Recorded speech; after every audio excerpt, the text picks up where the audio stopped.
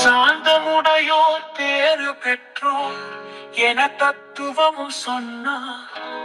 இந்த தாரணி முழுவதும் அவர்களுக்கு உரியது, தலைவர்கள் அவரே ஒன்றார். சாந்தம் உடையோர் பேறு பெற்றோர் என தத்துவமும் சொன்னார்.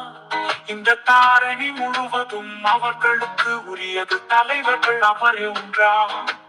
மாந்தரின் வாழ்வில் தேவைப்படுவது சாந்தம் தான் என்றார். அது மண்ணையும் ஆளும் விண்ணையும் ஆளும் மகத்துவம் பாரு ஒன்றார்.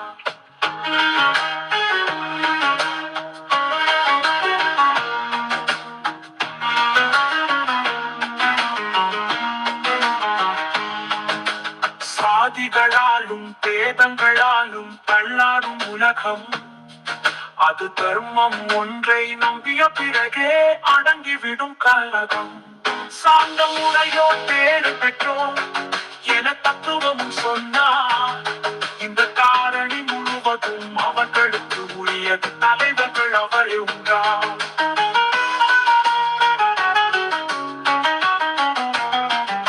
போதும் பொருளாதாரம் தனிலும் முன்னதாரம் வேண்டும்.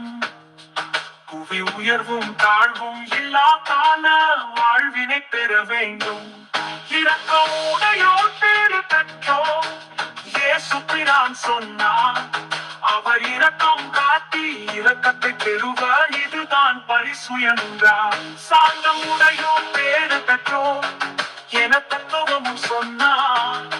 இந்த காரணி முழுவதும் அவர்களுக்கு உரியது, தலைவர்கள் அவரே உண்டார்.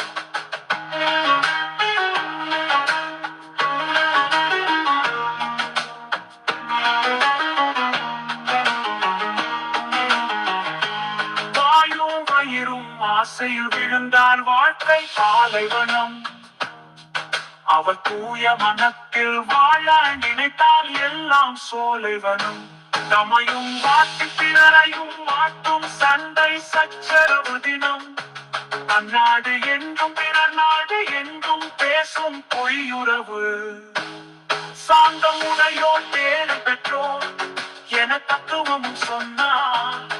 இந்த காரணி முழுவதும் அவர்களுக்கு உரியது, தலைவர்கள் அவரே உண்டார்.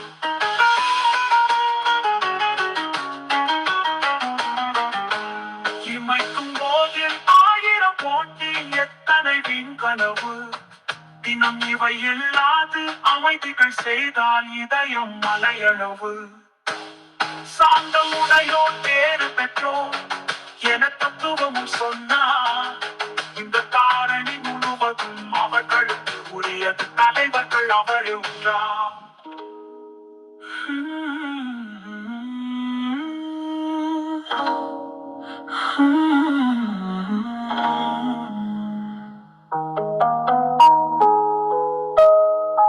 இமைக்கும் போதில் 1000 போட்டி எத்தனை வீண் கனவு. தினம் இவை இல்லாது அமைதிகள் செய்தால் இதயம் மலையளவு. சாந்தம் உடையோர் பேறு பெற்றோர் என தத்துவமும் சொன்னார். இந்த தாரணி முழுவதும் அவர்களுக்கு உரியது, தலைவர்கள் அவரே ஒன்றார்.